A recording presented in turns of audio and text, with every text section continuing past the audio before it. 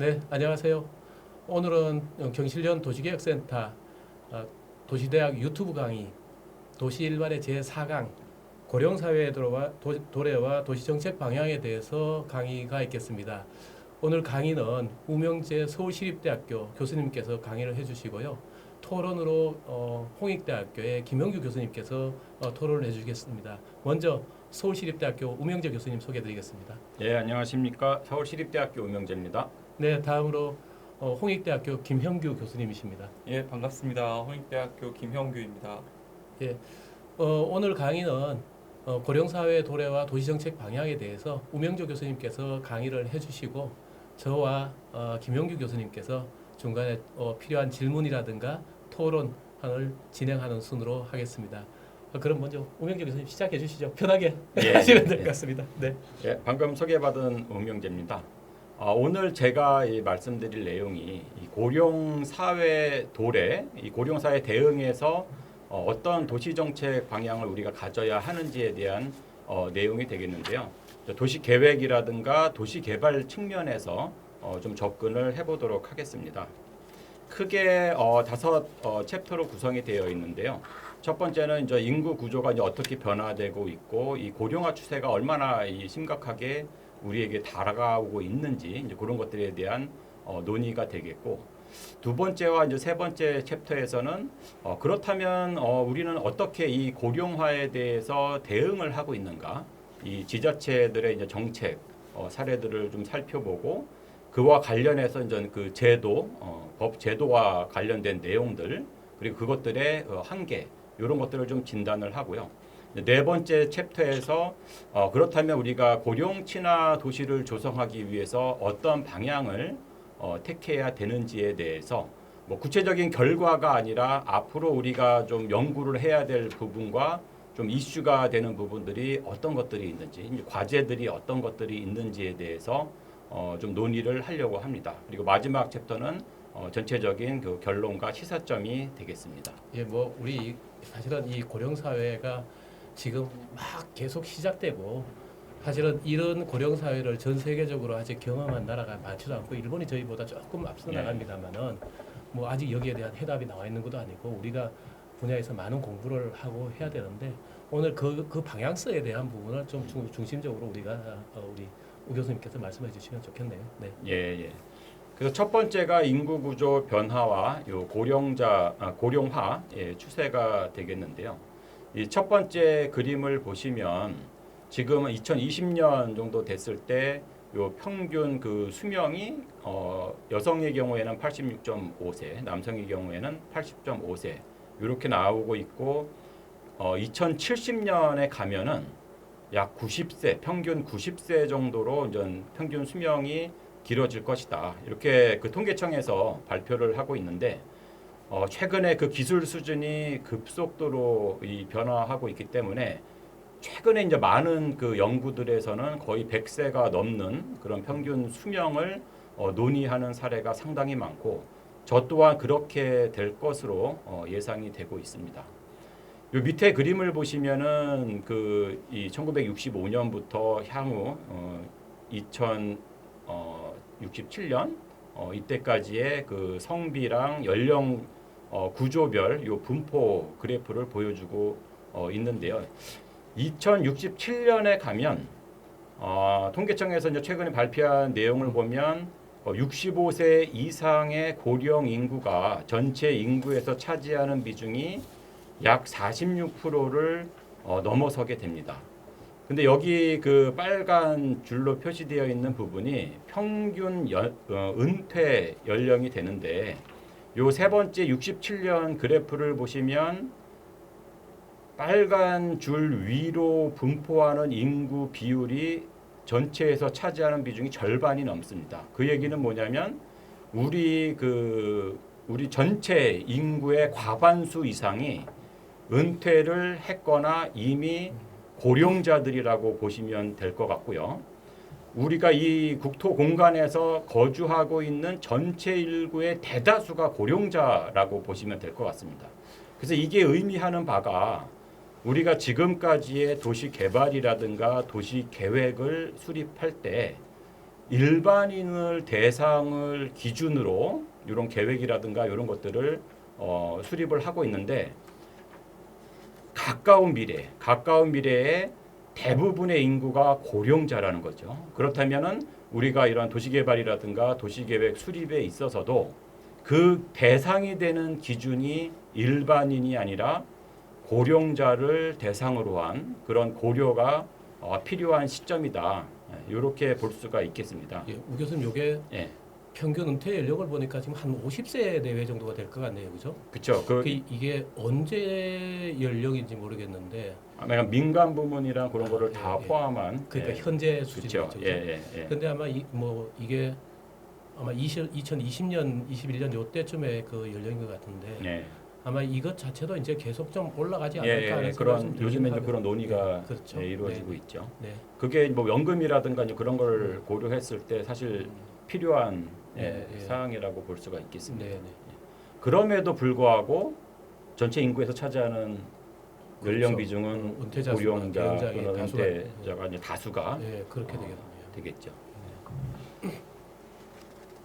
근데 뭐 먼 미래를 보지 않더라도 당장 요 10년 후만 보더라도 요 그 베이비 부머 이런 세대들이 은퇴 시기를 넘는 그래서 이제 고령 사회가 이제 도래를 하게 되는데 2025년 이제 3년 정도 남았죠. 2025년에 요 65세 인구 비율이 20%를 돌파하는 이게 이제 초고령 사회라고 이제 하는데 보통 이제 7% 넘으면 고령화 사회 그리고 이제 14%를 이제 고령 사회 뭐 이렇게 정의를 내리고 있는데 이제 20% 기준이 이제 초고령 사회라고 볼 수가 있겠고 우리나라가 여기에 진입하는 그 시기가 한 2025년 요 정도로 예측을 하고 있습니다. 이제 한 2년밖에 안 남았네요. 그렇죠. 2년밖에 안 남았고 아까 말씀드린 대로 67년 됐을 때는 요 비율이 46%가 지금 되는 것으로 예측이 되고 있습니다. 그렇게 되면서 이제 나타나는 문제가 요 밑에 보시면 많은 그 고령자들이 현재 거주하는 이런 주거 환경에 대한 그런 만족도가 상당히 낮다.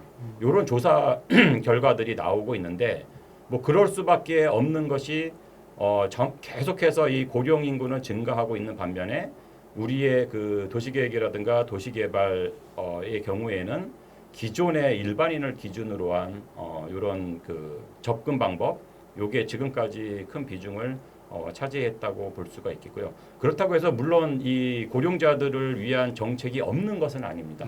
네. 그것도 이제 좀 이따가 말씀을 드리겠지만은 대부분이 이 복지 쪽에 좀 그 초점이 맞춰져 있는 그러다 보니까 이런 도시 환경이라든가 주거 환경과 같은 물리적인 측면에서는 아직은 상당히 그 대응이 미흡하다 이렇게 그 볼 수가 있겠습니다.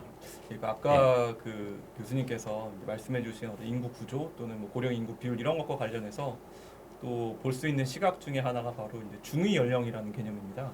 네. 그 중위 연령은 어떤 특정 집단, 구체적으로 우리나라 전체 인구를 나이 순대로 이렇게 쭉 줄을 세웠을 때 가장 가운데 위치한 사람의 연령이 몇 살이냐 이것을 의미하는데 통계청 자료에 따르면은 2020년 기준으로 봤을 때는 중위 연령이 한 43세 정도 됩니다. 그러니까 우리 사회에서 나이상으로 가장 가운데 있는 사람이 한 43세 정도라는 건데 이게 이제 말씀하신 2060년대 후반에 이르러서는 60세를 넘어갑니다. 즉 우리나라 전체 인구 중에 가운데에 해당되는 그 나이를 가진 사람이 60세가 넘어간다는 거죠. 이런 것은 굉장히 좀 고령화가 빠르게 또 심각하게 또는 굉장히 광범위하게 진행될 거라는 것을 또 다른 측면에서 또 보여주고 있습니다. 아 그러네요. 2060년이요? 지금 우리 통계청에서 최근 통계 발표가 67년까지 아마 통계가 나와서 아마 67년 얘기일 것 같긴 하네요. 네. 60년 2060년 됐을 때 중위 연령이 60세가 이상이라는 것은 아까 그 고령 비율이 46% 이상이라는 것보다 더 좀 심각적인 숫자로 다가오네요. 네. 자, 그래서 좀 전에 그 고령 계층들의 이 만족도에 대한 그 말씀을 잠깐 드렸는데, 요 그림에 보시는 거는 2021년에 서울시에서 가구조사 설문을 했던 그 자료를 바탕으로 해서 이제 구성된 그런 그래프인데, 서울시만 보더라도 요 녹지, 보행, 여가, 문화, 안전 이런 이제 기본적인 생활 SOC라든가 이런 거에 대한 그 고령자들의 만족도가 전반적으로 낮게 나타나고 있다. 그래서 특히 이제 밑에 있는 그래프 같은 경우에는 이 각각 항목의 그런 만족도하고 이 고령자들이 갖는 그런 생활 행복 지수 이거와의 어떤 그 상관성을 보여주고 있는데 전반적으로 보면 이 X축 만족도가 좋아질수록 이 그래프가 우상향하는 행복 지수도 증가를 하는 거죠. 근데 여기서 우리가 좀 눈여겨 봐야 될 부분이 이 각 그 예를 들면 맨 왼쪽에 매우 불만족에서의 그 파란색인 65세 미만과 그 빨간색인 65세 이상 그 연령층들의 요 그 수직으로 되어 있는 요 간극이라고 보시면 될 것 같습니다. 네.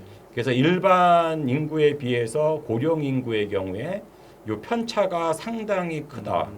불만족, 그러니까 예를 들면 녹지 환경에 불만족을 가지고 있는 분들 중에서도 행복 지수가 높은 사람도 있고 상대적으로 낮은 사람도 있고 이 폭이 상당히 크다는 얘기는 다른 항목들도 마찬가지입니다. 일반 그 인구에 비해서 이 빨간 고령자들 같은 경우에 이 편차가 심한데 본인이 거주하고 있는 지역에 따라서 이 지역적인 편차가 상당히 크다는 얘기죠. 이제 생활 SOC 같은 경우도 지역에 따라서 상당히 그 어떤 차별적인 그런 그 여건이 조성되어 있다. 그런 것들을 보여준다고 볼 수가 있겠습니다.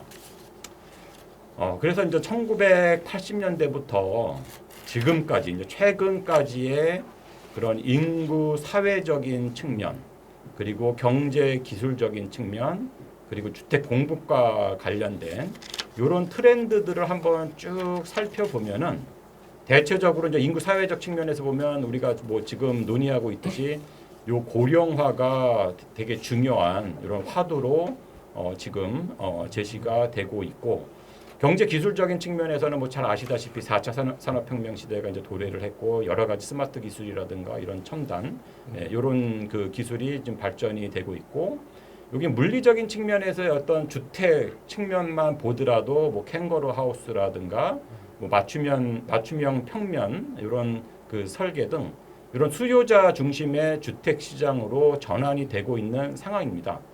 하지만 이제 도시 개발이라든가 도시의 공간 계획을 하는 이 도시 계획 분야에서는 이러한 고령 계층을 고려한 그런 대응이 아직까지는 이렇게 좀 미흡한 그런 그 상황이다라고 볼 수가 있겠고 오늘 좀 본격적으로 그 제가 좀 드리고 논의하고자 하는 내용이 바로 고령 계층을 위한 이런 도시 개발과 도시 계획 분야에서 우리가 어떤 게 지금 미흡하고 어떤 것들을 고려해야 되는지 그런 측면에서 좀 그 논의를 하려고 합니다.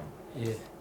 실제로 오늘날 우리가 최근에 그 주된 트렌드 중에 하나가 이제 MZ 세대인데 우리가 다양한 그 젊은층들의 어떤 수요 이런 것들에 대해서는 주택 시장을 포함한 여러 이제 시장의 액터들이 적극적으로 이걸 반영을 하고 있고요. 또 최근에 뭐 1인 가구라든가 이런 것들은 사회적인 논의가 굉장히 활성화된 반면에 지금 말씀하신 대로 이제 고령 계층에 대한 어떤 주택 시장의 방향이라든가 어떤 사회적인 논의 이런 것들은 확실히 좀 부족하다는 것을 느낍니다. 좀 생뚱맞은 질문인데요. 결국은 이 고령화, 이 고령화라는 고령 사회 이게 이렇게 되는 원인이 뭘까요? 이게 결국은 두 가지 하나는 저출산과 두 번째는 이제 의료 기술의 발달이라든가 하는 것들에 따라서 이제 결국은 이제 평균 수명에 늘어났다는 것 이 두 가지가 크게 될 텐데 사실은 평균 수명이 늘어나서 고령 사회가 됐다는 것은 사실은 이거는 뭐 어떻게 보면 좋은 부분이고 우리가 저출산으로 인한 고령화가 됐다는 건 사실은 우리의 장기적인 미래를 봤을 때는 여러 가지 좀 문제라든가 하는 것이 될 수 있잖아요. 그렇다면 우리가 이런 저출산으로 인한 부분, 우리가 고령 사회에 대한 대응도 당연히 해야 되겠지만 지난주에 저희가 저출산 문제에 대한 것들을 이제 다루었습니다만은 저출산에 대한 개선이라든가 이런 것들 또 젊은 세대들이 결혼할 수 있고 그 사람들이 아이를 낳을 수 있는 구조를 만드는 것과 고령 사회 고령자들에 대한 대응 주택 어느 게 우선돼야 될까요? 조금 생뚱맞죠. 둘 다 뭐 포기할 수 있는 건 아닌 것 같은데. 그렇죠. 네. 예, 두 개가 사실은 동시에 진행이 돼야 될 부분인데 그 난이도로 보면 저출산에 대한 해결보다 사실은 고령화에 대한 대응이 사실은 더 쉽다고 얘기하기는 좀 그렇고 그래도 좀 수월하다고 저도 생각이 들어요. 네. 저출산은 우리가 사회적으로 젊은 사람들이 아이를 낳게 할 수 있는 여러 가지 사회 환경을 바꿔줘야 되는 것이 굉장히 많은데 어쨌든 고령 사회에 대한 니즈라든가 이분들에 대한 거는 우리가 이미 좀 파악한 부분도 있고 오히려 조금 더 이렇게 그 도시에서 노력을 하면은 개선할 수 있는 부분은 훨씬 더 많지 않을까 하는 생각이 좀 들긴 합니다. 고령화에 대한 대응은 공공도 나서서 지금 할 수 있는 상황이기 때문에 네. 그런 측면이 있고 이 전체 연령 앞에서 말씀드렸던 전체 연령 구조에 따른 이런 고령화 측면에서 봤을 때 요 저출산, 요 부모가 작아지는 거에 의한 이 고령화가 가속화되는 그런 측면이 분명히 있고요. 지금 말씀하신 대로 그것뿐만 아니라 그렇지 않더라도 이 출산율이 되게 높아져서 이 젊은 세대, 젊은 인구가 많아진다 하더라도 이 고령에 대한 고령자들의 절대 인구는 증가를 한다는 거죠. 그렇죠. 네. 그래서 그분들이 있기 때문에 어쨌든 그 연령층을 타겟으로 한 이런 도시개발이라든가 도시계획 대응은 필요하다라고 볼 수가 있겠습니다. 예, 감사합니다. 그래서 이 주택 측면만 보더라도 이 주택 복지 우리가 잘 알고 있는 로드맵 2.0에서 보면은 청년 중심 또는 이제 신혼가구를 타겟으로 한 이런 주택 공급 정책이라든가 이런 것들은 논의가 상당히 많이 되고 있고 정책으로도 제시가 되고 있는 반면에 그렇다고 해서 뭐 고령자에 대한 고려가 없는 것은 아닙니다. 고령자에 대한 이런 고령 사회에 대한 그런 그 문제 인식을 모두가 갖고 있기 때문에 이거에 대한 인식은 하고 있지만 사실은 도시 차원에서의 대응은 아직도 그 미흡하다는 얘기고요. 여기 보시면 이제 두 번째 고령 가구 주거 지원 사항에서 공공임대 8만 호, 그죠? 네. 요게 있는데 네. 여기 보시면 이제 공공임대 8만 호라는 거는 그 계층이 정해져 있습니다. 네. 저소득층을 이제 타겟으로 하고 있는 반면에 아까 말씀드린 이 초고령 사회 그리고 전체 인구의 46% 이상이 고령자라는 것은 되게 다양한 소득 수준의 계층을 그 포함하고 있기 때문에 이게 단지 저소득층이라는 어떤 일부 계층에 대해서 우리가 대응할 수만은 없는 그런 그 사항이다라고 볼 수가 있겠습니다. 요거는 저기 국토교통부에서 언제 발표를 한 거죠? 이게 2020년 이후에 네. 저 이제 그 부동산 정책의 일환으로 네. 발표됐던 네. 그런 내용인 것 같습니다. 자, 그래서 좀 정리를 해보면 이 고령 계층이 늘어나고 고령 사회가 되는 것은 필연적인 우리가 사실은 거스르기 어려운 그런 그 상황이라고 볼 수가 있겠고 그래서 절대 다수 인구가 고령자로 구성되는 시기가 머지않아 도래를 한다. 그렇다면 우리가 그 일하고 거주하고 또는 즐기는 이런 도시 공간에 대한 다른 어떤 리셋이 필요한 시점이 아닌가 그렇게 좀 볼 필요가 있고 그럼에도 불구하고 아까 말씀드린 대로 이런 도시 차원에서의 우리 접근은 아직 초기 단계에 있다. 특히 이제 고령자 특성에 맞는 어떤 일상 생활권 중심이라든가 이런 그 문제 의식은 우리가 가지고 있지만 뭐 지자체 도시 기본 계획을 보더라도 사실 이런 고령계층을 위한 고려한 이런 그 어떤 계획적인 내용은 사실 많이 그 논의가 되지 않고 있는 그런 상황이라고 볼 수가 있겠습니다. 실제로 그 주변에서 보면은 고령자분들께서 가실 만한 곳이 별로 없다라는 그러한 문제점들을 많이 인식하는 것 같아요. 우리가 그 서울의 뭐 탑골공원이라든가 이런 종로 2, 3가 일대 고령자분들이 많이 이렇게 모여 계시고 좀 활동하고 일상을 거기서 보내시는 분들이 많다고 이렇게 알고 있는데 그것은 또 다른 의미에서는 그곳 외에는 고령자분들이 이렇게 친밀감이라든가 좀 편안함을 느낄 만한 또는 안전한 그런 공간이 상대적으로 없다라는 것을 또 의미하는 것 같기도 합니다. 예. 우리 우 교수님이나 김 교수님처럼 젊은 도시 계획가들이 앞으로 해야 될 일이 많은 것 같습니다. 네. 젊지 않습니다. 예, 그래서 지금 네. 지금 이제 좋은 그 말씀을 하셨는데 그런 여가 그죠? 그 의료 복지뿐만 네. 아니라 이런 여가라든가 경제 활동이라든가 어떤 사회적 자본 예. 이런 것도 되게 그 우리가 고령 사회에서 좀 대비해야 될 대응해야 될 그런 중요한 그 항목들이라고 볼 수가 있을 것 같습니다. 예, 도시계획 분야에 숙제가 많이 있는 것 같습니다. 예, 네. 맞습니다. 자, 그래서 두 번째 그 섹션입니다. 그렇다면 이 고령화에 대응해서 우리 그 공공에서는 어떤 노력들을 하고 있는가? 첫 번째 그래도 상당히 좀 선도적으로 진행을 하고 있는 그 서울시의 어떤 정책 그 사례와 다른 그 지자체들의 요 고령 친화 도시 조성과 관련된 정책들을 좀 살펴보도록 하겠습니다. 먼저 이제 서울시에 대한 그 내용입니다. 서울시의 이 고령화 그 현황을 보면 2021년 기준으로 봤을 때 요 고령 인구 비율이 약 16.2% 정도를 차지하고 있는데 전국에 있는 고령자의 18% 정도가 요 서울에 거주하고 있다라고 보시면 될 것 같고 요런 인구가 이제 그 증가하기 시작을 하면서 이분들에 대한 일자리라든가 여가분화라든가 뭐 이 건강에 대한 이슈라든가 요런 그 보편적인 복지 수요가 계속해서 증가되고 있는 그런 상황이고 최근에 이제 급속도로 이 변화하고 있는 이런 스마트 기술 이런 거를 그 잘 따라가지 못하는 그런 그 디지털 소외 현상이 요 고령층에서도 상당히 많이 나타나고 있고 이 밑에 그림 보시면 이 고령자들의 이 서울시의 고령자들의 이제 공간적인 분포를 보여주고 있는데 뭐 어디라고 할 것 없이 전역에 걸쳐서 이 고령자들이 분포를 하고 있습니다. 하지만 여기서도 고령자들이 그 이제 특히 밀집한 지역들 여기 이제 서울연구원에서 그 발표했던 그 내용들인데 이 가운데 그림을 보시면은 전 그 확연하게 요 강북 지역의 그런 고령 인구의 밀집 지역이 나타나는 것을 볼 수가 있겠고 노원구, 은평구 이런 지역들 그렇죠. 예. 강북구 예, 오래된 기성 예, 시가지들이라고 보시면 될 것 같고 그런 그 단독주택이라든가 이런 네. 주거 유형이 많은 그런 지역이라고 볼 수가 있고요.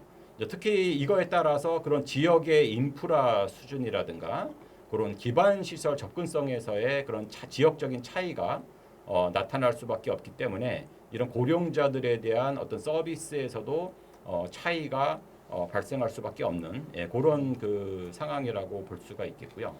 그래서 이제 서울시에서는 여러 가지 이 고령화에 대한 그런 대응 정책들 그런 노력들을 꾸준히 진행을 해오고 있는데 2013년에 요 WHO 고령 친화 도시 국제 네트워크에 그 가입을 했습니다. 서울시가 그때 가입한 거네요. 예. 이 이후에 이제 국내의 많은 지자체들이 네.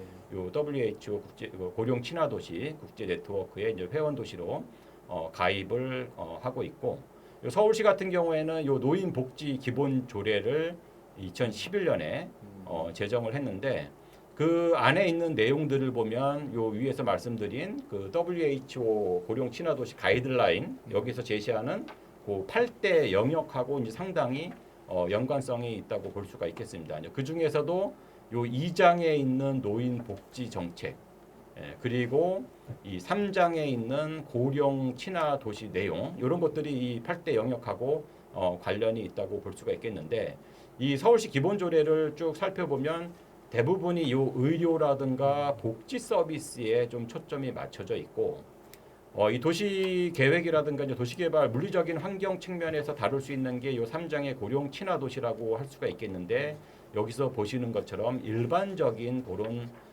내용들 중심으로 지금 구성이 돼 있어서 요 부분에 있어서 어떤 도시의 물리적인 환경 조성, 주거 환경 조성 요런 내용들이 좀 구체적으로 좀 포함될 필요가 있다라고 볼 수가 있겠습니다.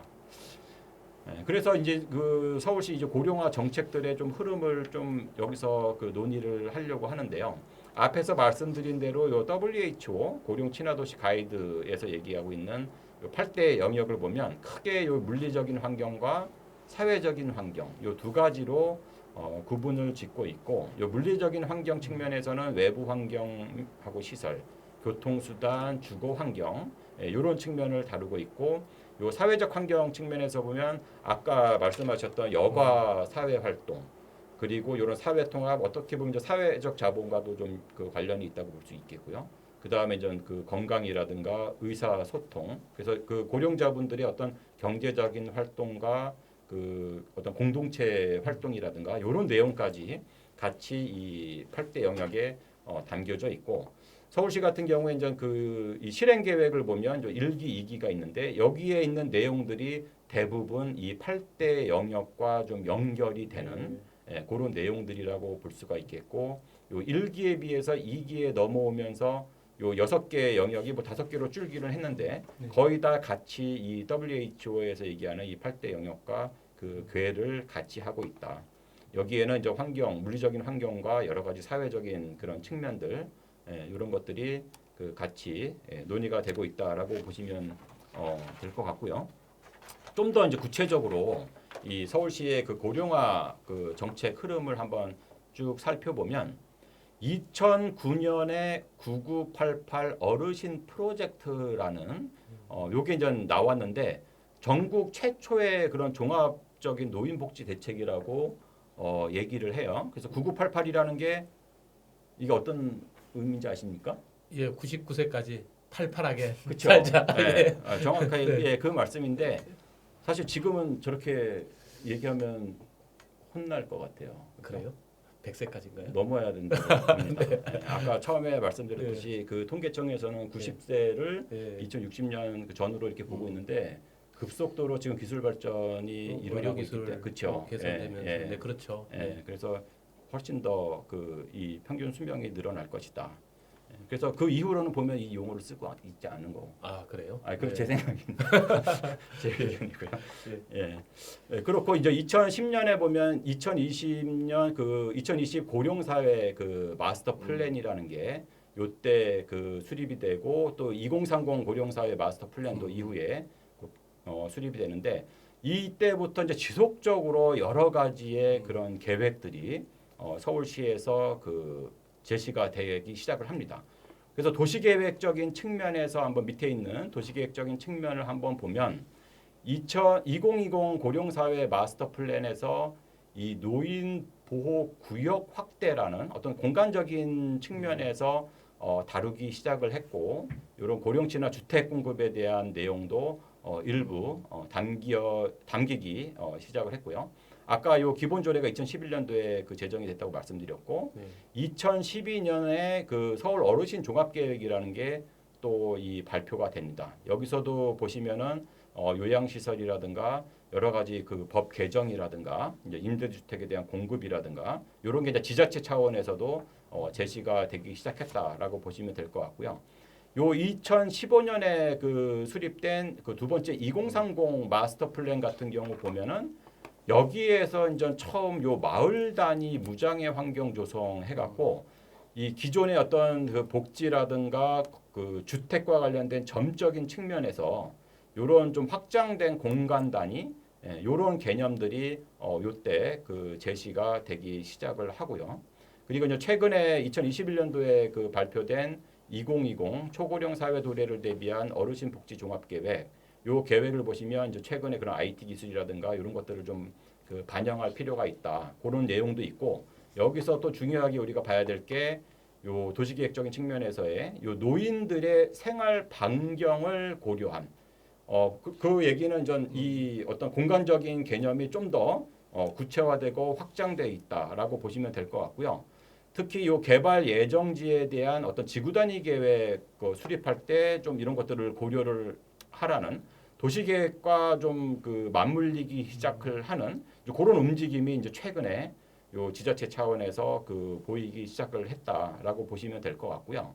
여기에서의 이 2010년에서의 마스터 플랜, 그 다음에 어르신 종합계획이라든가 2030 마스터 플랜, 그 최근에 이 복지 종합계획, 요 내용들을 조금 더 그 구체적으로 그 전에 잠깐 들어가 보면은 2009년부터 10년, 11년, 12년까지 이렇게 보면 그때부터 사실은 우리 서울시가 고령 사회에 대한 여러 가지 대비 계획이라든가 예. 하는 것들이 많이 나오게 됐고 15년은 결국은 2010년에 만들어진 고령 사회 마스터 플랜에 대한 수정 계획이라고 볼 수 있을 것 같고요. 예. 저때 어떤 뭐 특별한 계기가 있었나요? 아니면은 저 때가 아마 오세훈 시장 때였죠. 오세훈 시장 때였을 것 같은데 언제요? 2009년, 아, 8년, 이때요. 9년 예. 그 특별한 계기가 있었는지 모르겠네요. 그러니까 보니까 그전엔 별로 이렇게 계획들이 나오지 않았다가 사실은 2009년부터 거의 매년도 새로운 어떤 계획과 뭐 조례 이러한 것들이 이제 만들어졌다는 것은 뭔가 특정한 계기가 있었나 하는 궁금증이 살짝 드네요. 예. 예. 그때- 어쨌든 그 즈음에서 이제 우리가 고령 사회라든가 저출산 문제에 대한 것은 사회적인 여러 가지 이슈화가 좀 본격적으로 돼서 예, 되기 이런 시작을 계획들이 했죠. 이제 나오면서 예, 또 예. 상대적으로 우리 서울이 가장 우리나라의 대표적인 대도시고 가장 정책적으로도 앞서 나가다 예, 보니까 예. 서울시가 발빠르게 이런 계획이라든가 하는 것들을 이제 마련한 것 같다는 생각이 좀 드네요. 예. 그러면서 2011년도에 요 노인복지 기본조례 네네. 요거를 그 제정을 한 거고 그 아까 이제 2013년에 그 네네. WHO 고령 친화 도시 거기 국제 네트워크 예, 거기에 이제 가입을 했다고 제가 말씀을 드렸는데 네. 그 뭐 뒤에 보시면 이제 다른 지자체들 보면 네. 그 이후에 그 WHO 그 국제 네트워크에 가입을 하면서 그거에 대응하기 위해서 여러 가지 계획들이 주기적으로 이제 발표가 되기 시작을 하는 네. 예, 그런 그 이제 계기가 되기 시작을 합니다.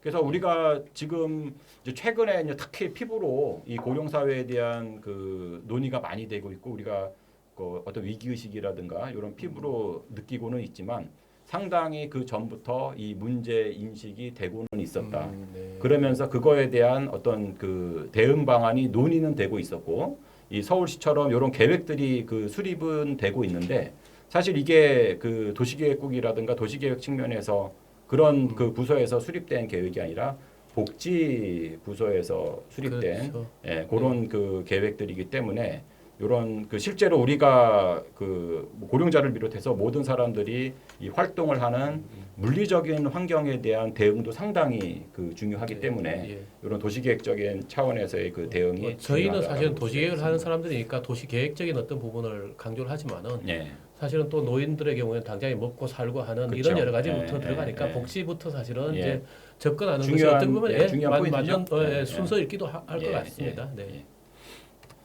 예, 그래서 그 네 가지 그 계획을 좀 더 요 자세히 살펴보면 2010년에 수립된 2020 고령사회 마스터 플랜 같은 경우에는 앞에서 말씀드렸듯이 노인 보호 구역이라는 그런 공간 개념이 들어가기 시작을 했고 이런 주택과 관련해서는 여러 가지 그 제안들이 나타나기 시작을 합니다. 하지만 뭐 이 과제는 실행이 되지 못했다고 그렇게 평가를 하고 있고 그다음에 2012년에 그 발표된 서울 어르신 그 종합계획 같은 경우에는 요 주택 공급에 대한 도시형 그 생활주택 매입을 통해서 이제 공급하는 그 방안이라든가 어떤 생활 SOC에 대해서 무장의 설계 기준을 좀 제시를 한다든가 특히 요 재개발이라든가 요런 거와 관련해서도 좀 고려를 하고 있는 특히 여기 보시면은 요 이제 법률 개정도 제안을 했습니다. 500세대 이상 공동주택 건설 시에는 500제곱미터 이상의 노인복지관 시설을 설치하도록 이런 것도 그 개정 그 제안을 했던 것으로 이렇게 그 나타나고 있고요. 2015년에 수립된 2030 그 마스터 플랜을 보시면 여기서 아까 말씀드린 대로 요 마을 단위의 어떤 그 좀 공간이 확장되는 고령 도시에 대한 그 타겟되는 공간이 확장되는 그런 것들을 좀 볼 수가 있겠고 마을과 지역사회로의 확장 그 다음에 고령자분들의 어떤 그 패턴 생활 패턴이라든가 특성을 반영한 이런 공간 단위로의 계획이 필요하다 이런 것들이 이때부터 좀 본격화 되기 시작을 했고요. 요 2021년에 그 수립된 2025 종합계획 같은 경우 보면은 여기서 그 생활 환경에 대한 반경에 대한 그런 내용 그리고 요 지구 단위 계획 수립 시에 좀 이런 공공 요양 시설을 복합화하는 이런 것들도 같이 그 제안을 하는 그래서 자체적인 평가 보면은 도시계획적인 개념을 최초로 이때 적용을 했다 이렇게 그 얘기가 되고 있고 특히 여기서 우리가 좀 눈여겨볼 게 이런 스마트 기술을 활용한 복지 서비스라든가 인프라 활용 이런 내용들도 담고 있다라고 보시면 될 것 같습니다. 저희 계획적 차원에서 좀 늦었네요. 네, 그렇죠. 네. 저도 이 지금 이렇게 설명해주신 그 서울시 고령화 정책의 흐름을 보니까 초반에는 어떤 복지의 그 수혜자로서 고령층을 이제 대하는 그런 것들이 보였는데 점차 최근에 들어오면서 고령자 또는 비고령자 구분을 두지 않고 그들이 그러니까 보편적으로 편리하고 안전하게 생활하고 거주할 수 있는 그러한 환경을 조성하는 쪽으로 좀 더 방향성이 이제 변하고 있는 게 느껴지고요. 그런 것들은 확실히 긍정적인 어떤 평가가 가능하지 않을까 그렇게 생각합니다. 또한 금방 금방 설명해 주신 것과 같이 ICT 기술을 또 활용을 해서 소외되지 않도록 그러니까 고령자들도 우리 사회에 아주 평범한 구성원이다라는 것을 좀 많이 드러내고자 하는 그런 시도들이 좀 적극적으로 나타나고 있는 것 같습니다. 그 ICT 기술에 대해서 또는 이런 것들이 고령자들이 사실은 접근하기 편하게 해주는 것이 참 필요할 것 같아요. 고령자들이 새로운 어떤 기기라든가 이런 거 사정은 참 어렵거든요. 특히 뭐 키오스트 같은 걸 다 요즘에 다 만들어 놓으니까 노인들이 가서 주문을 못 한다는 얘기들이 나오거든요. 좀 그런 어떻게 보면 고령자들이 새로운 기기라든가 하는 것들을 사용하기가 굉장히 좀 새로운 어떤 접근 자체를 사실은 싫어하죠. 나이가 들수록. 그래서 그런 것들을 좀 더 쉽게 해줄 수 있는 여러 가지들이 또 필요하지 않을까 하는 생각도 좀 일부 들기도 합니다. 네. 키오스크 말씀하셔서 이거는 그냥 여담인데 네. 젊은 사람도 되게 좀 쓰기 힘들다는 그런 불만도 좀 있습니다. 아 그래요. 네. 예, 그래서 아까 네. 그 우리가 좀 논의했던 그런 디지털 기술의 어떤 그 차별이라든가 이제 그런 것들이 지금 말씀하신 그런 것들과 좀 궤를 같이 하는 것 같고 그렇다면 이 ICT 기술을 활용해서 고령계층을 위한 뭐가 있을까? 그런 측면에서 봤을 때 아까 처음 그 권일 교수님 말씀하신 대로 의료가 예. 가장 그렇죠. 중요하게 사실 비상사태일 때 가장 먼저 버튼을 누려서 예, 그거를 예. 이제 그 의료기관으로 전달하게끔 하는 이런 시스템이라든가 하는 것들이 예. 가장 기초적인 어떤 내용이 될 수도 있을 것 같고요. 예. 그런 것들이 논의가 되고 있고 좀 이런 문헌들 보면 좀 그런 그 얘기들도 있어요. 이분들이 물리적으로 이동할 수 있는 또는 그 모빌리티가 예. 좀 그 떨어질 수 있잖아요. 그렇죠. 그러면서 예전에 우리가 어디 방문했던 뭐 그게 해외가 될 수도 있고 국내가 될 수도 있고 이런 것들이 어떤 추억이라든가 이런 걸로 남을 수 있는데 그런 그 가상 공간에서의 체험 있잖아요. 그게 이제 아까 여러 가지 영역 중에 여가라든가 이런 것과도 관련이 있는데 실제로 이제 그 물리적으로 방문하기 어려운 경우들도 상당히 그 신체적인 조건이라든가 이런 것 때문에 많을 수 있기 때문에 그런 그 테크놀로지를 이용해서 체험할 수 있는 이런 아이디어들도 제시가 되고 있고 그런 산업이 상당히 데모텍이라고 부르더라고요. 디마그래피랑 테크놀로지 해갖고 그런 산업이 향후 되게 그 유망하다 이런 얘기들이 많이 논의가 되고 있는데 지금 말씀하신 대로 그런 거는 있지만 이걸 어떻게 그렇죠. 그렇죠. 활용이라든가 할까? 그런 거는 예. 또 다른 그 이슈가 될 수 있을 것으로 보입니다. 지금 ICT 기술을 활용하는 것에 대해서 말씀해 주셔서 또 제가 드리고 싶은 말씀이 하나 있는데 지금까지 말씀해 주신 것들은 어떻게 보면 고령자 개개인이 직접 경험하실 수 있는 그러한 어떤 기술에 기반한 서비스라고 볼 수가 있는데 또 이제 정책 측면에서 ICT 기술을 활용할 수 있는 그런 가능성을 또 보자면 고령자분들이 많이 생활하시는 곳 또는 많이 이용하시는 어떤 이동 경로 이런 것들에 관련된 빅데이터를 얼마든지 추출하기가 이제 굉장히 쉬워졌거든요. 근데 그런 데이터들을 확보를 해서 어떤 공간에 대한 이제 스터디가 되고 이를 바탕으로 고령자분들이 선호하시는 어떤 이동 경로라는 공간을 이제 계속해서 보존하거나 또는 그것을 확대하거나 그것을 안전하게 유지시키기 위한 이러한 또 정책들이 이제 보이지 않는 곳에서도 얼마든지 또 ICT 기술을 바탕으로 수립이 가능한 그러한 시대가 열리고 있습니다. 좀 이따가 말씀을 드릴 건데 되게 중요한 포인트를 말씀하셔서 좀 계속 진행해 주시죠.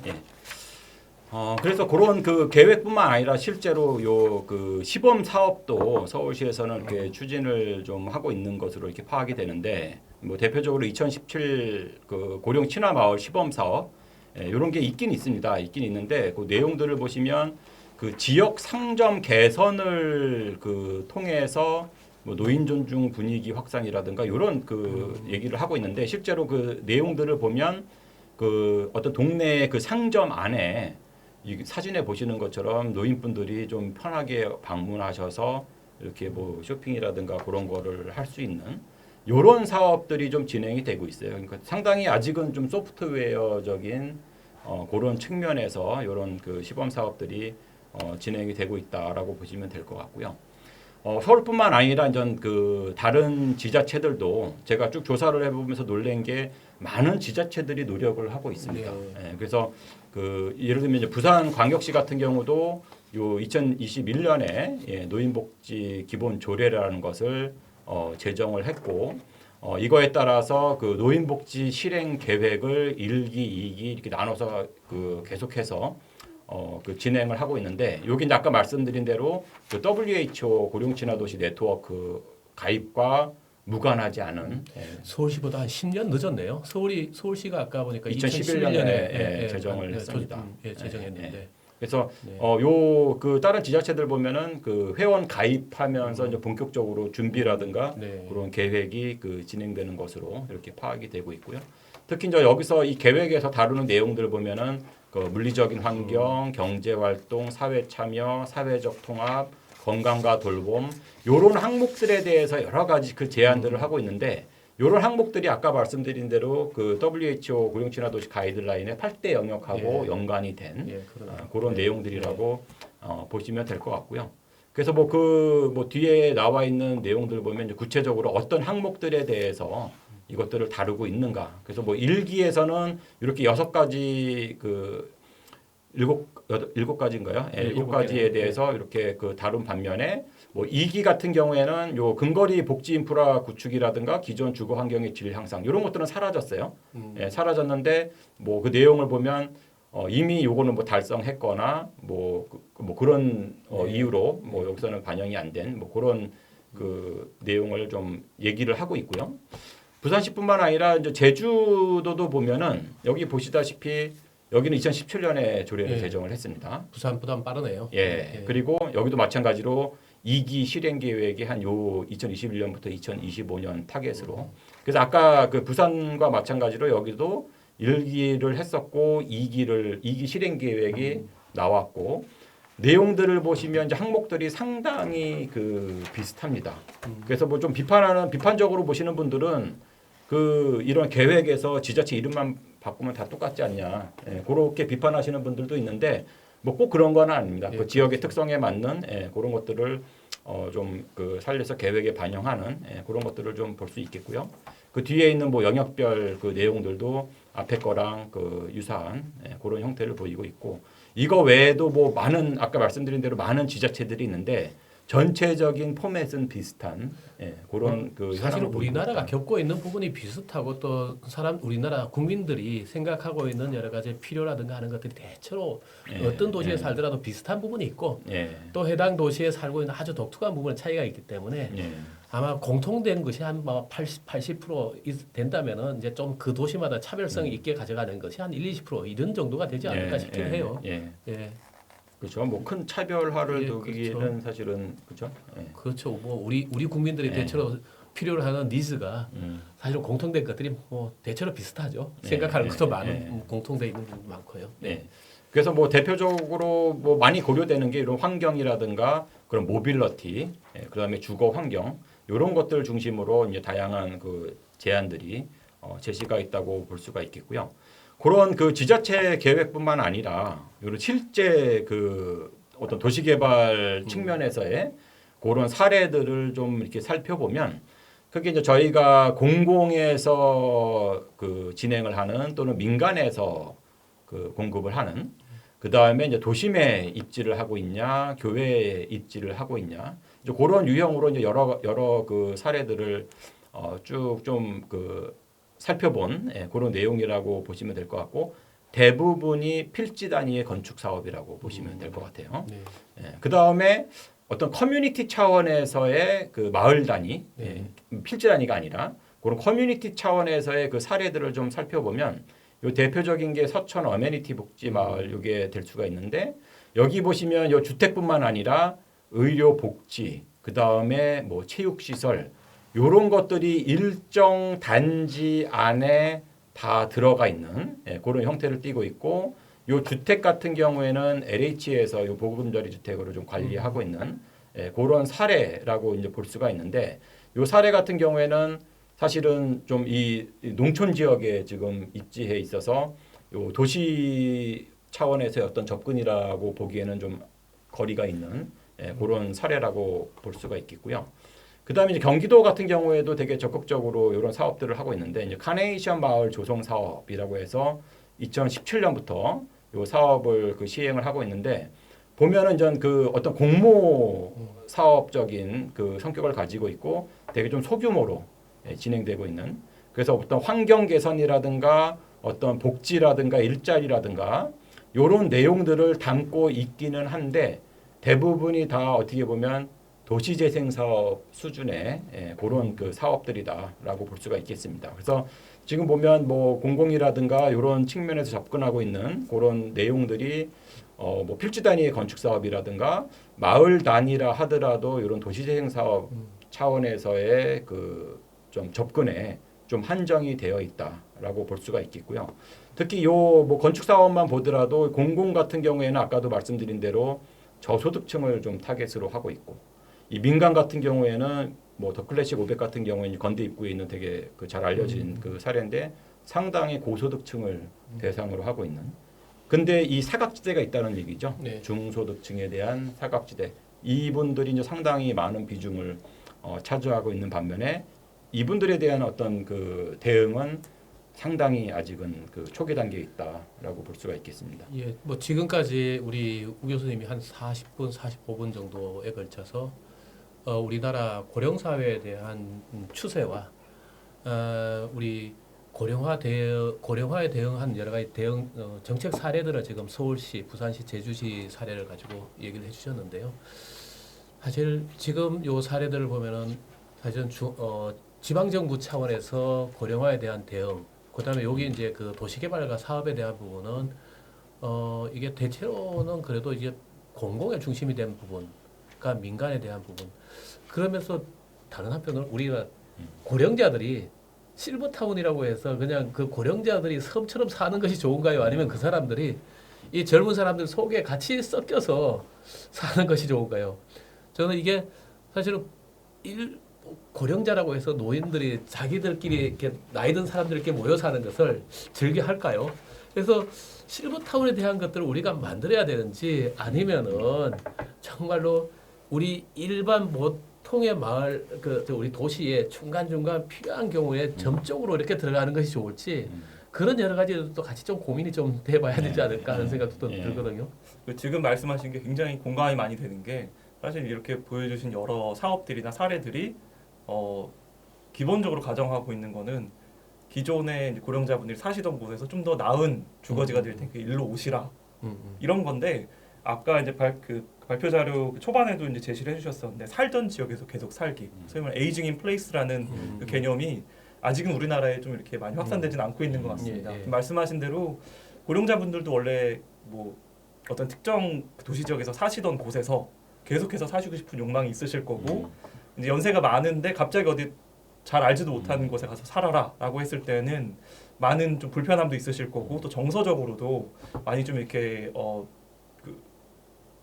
뭐 친지분들이라든가 또 내가 살던 곳이라든가 이런 것과 이제 서로 이제 분리되는 그런 어떤 새로운 또 고통을 안겨드릴 수 있겠다 이런 생각도 좀 듭니다. 아무리 이러한 어떤 실버타운을 잘 조성을 한다 하더라도 그래서 에이징 인 플레이스도 이제 좀 이러한 식으로 좋은 사례들이 많이 발굴되고 사업들이 좀 진행이 되는 그러한 어떤 성과들도 함께 좀 보았으면 하는 그런 바람이 좀 있습니다.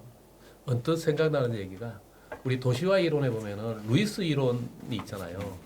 루이스 이론이라는 것이 이제 농촌 지역에서 도시 지역으로 옮겨 살 경우에 그 사는 그 거주지를 이전하는 것은 아무래도 새로운 어떤 곳에 새로운 어떤 문화, 새로운 것을 적응해야 되기 때문에 소득 소득이라든가 인컴이 한 1.3배 그저 30% 정도 높아져야지 이동한다 하는 이런 얘기를 하듯이 사실은 낯선 곳에 가는 것은 젊은 사람들도 사실은 그게 꼭 선호하지는 않거든요.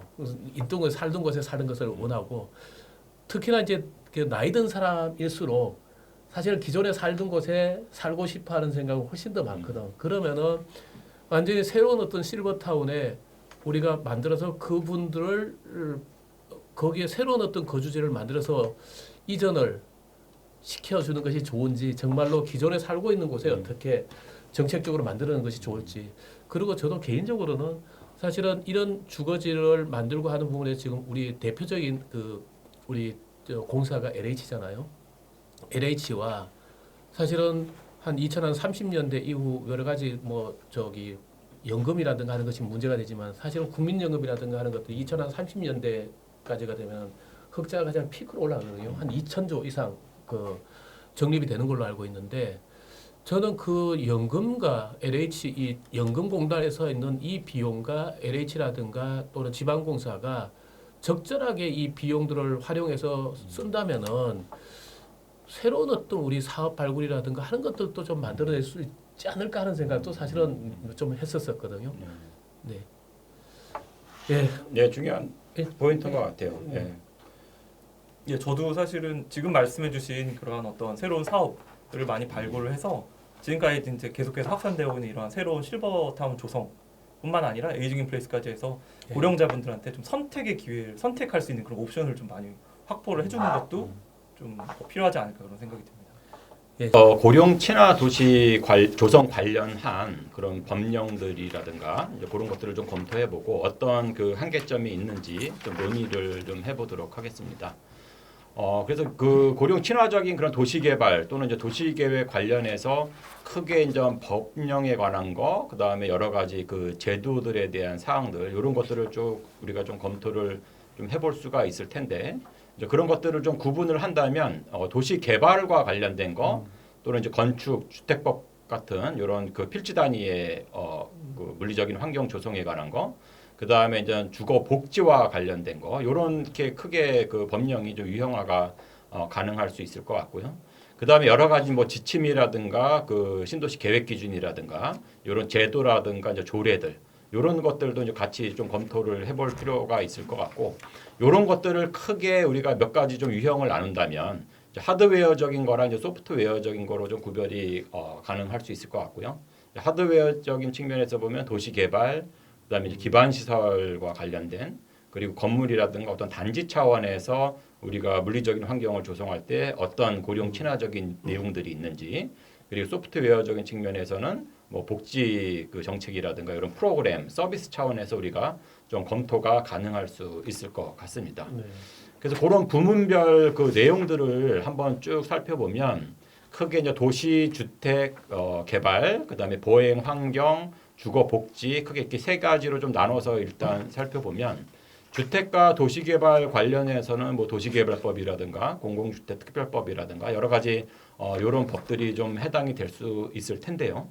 요 법들을 일일이 좀 검토를 해보면 믿기지 않을 만큼 고령자에 대한 내용이 없습니다. 예를 들면 이런 노인 복지 시설과 같은 용어가 있고요. 거의 이거 외에는 다른 게 없다는 얘기예요. 그래서 이런 그 시설에 대한 내용들이 있고, 요 민간 임대주택법 같은 경우에는 주거지원 대상자에게 공급하는 임대주택 요런 그 항목이 들어 있어요. 근데 여기서 얘기하는 그 주거지원 대상자라는 게 이제 대부분 그 소득계층 측면에서 보면 저소득층이라든가 그런 계층으로 한정돼 있는 그런 걸 볼 수가 있겠고, 보행 환경 측면이 되게 중요한 고령자들에게는 그런 항목이 될 수 있는데, 여기에 보면은 이제 반경 300에서 500m 이내에 아까 이제 서울시 계획에서도 나왔던 노인 보호 구역에 관한 용어가 나오고, 보행 환경 개선 지구라는 이런 공간적인 그런 개념이 좀 나오고 있고, 요 지구 단위 계획 수립 지침에 보면은 여기서도 이제 보통 그 모빌리티에 관련된 그런 내용들만 주로 좀 담겨져 있다라고 좀 볼 수가 있을 것 같습니다. 이게 일반적인 어떤 도시개발 대한 사항이라든가 또는 목적성을 가지고 있는 법을 일반법과 뭐 공주법 같은 경우는 이제 뭐 특별법, 특별한 어떤 목적을 가지고 있는 법들이기 때문에 그 해당된 어떤 목적에 좀 더 충실했던 것 같고 여기에 사실은 이렇게 노인이라든가 또는 사실은 뭐 우리 아이 저출산과 관련된 아이 키우기 좋은 이런 여러 가지 환경을 담을 수 있는 부분들은 아직 많이 담겨 있지 않은 그런 내용인 것 같아. 맞습니다. 뭐 지난 그 강의에서 다뤘던 그런 저출산과 관련해서 아이 키우기 좋은 도시 조성이라든가 그렇죠. 이런 것들이 이제 상당히 그 뭐 신도시 조성도 그렇고 그렇죠. 기성시가지에서도 중요할 수 있는데 그런 좀 디테일한 가이드라인이라든가 이런 게 좀 아직은 부족한 그런 상황이라고 볼 수가 있겠습니다. 이제 그런 부분을 이제 법률에서 담아야 될 부분도 있고 사실은 환경 조성은 조금 더 그 하위에서 이제 시행령이라든가 뭐 시행 규칙 또는 그 시행 규칙이라든가 이런 부분에서 좀 담아야 될 내용들도 많은 것 같아요. 지침이라든가. 그래서 그 관련 좀 법들을 쭉 검토를 해보면 물리적인 그런 그 환경 측면에서 본다면 이런 그 뭐 경로당과 같이 고령자 관련된 그 시설을 뭐 어떻게 공급해야 된다라든가 그런 것들을 설치했을 때 어떤 인센티브가 있는지 이런 내용들은 좀 있습니다. 이런 내용들은 좀 있지만 이런 도시 차원에서 이런 고령 친화 요소를 좀 반영할 수 있는 그런 도시 환경 조성 가이드라인이라든가 또 이 고령 계층들의 어떤 생활 패턴이라든가 이동 반경이라든가 이런 것들에 대한 구체적인 기준하고 뭐 가이드라인이라든가 이런 거는 아직 미흡한 그런 그 사항이라고 볼 수가 있겠고요.